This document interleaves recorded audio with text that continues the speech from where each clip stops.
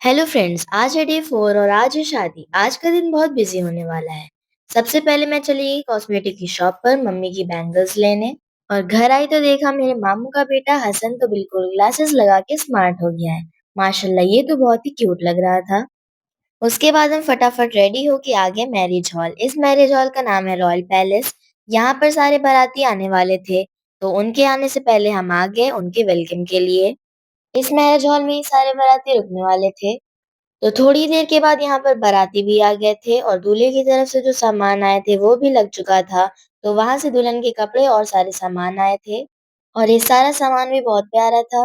और फिर थोड़ी ही देर बाद रस्म भी शुरू हो गई। सबसे पहले यहाँ पर दूल्हा और दुल्हन की साथ में फोटोशूट हुई और उसके बाद रस्म स्टार्ट हो गई। शादी में सबसे ज्यादा मजा तो रस्म के टाइम ही आता है। यहाँ पर रस्म होते होते काफी टाइम हो गया था और रस्म अभी तक खत्म भी नहीं हुई थी, इसलिए हम चले गए खाना खाने। Thank you, bye.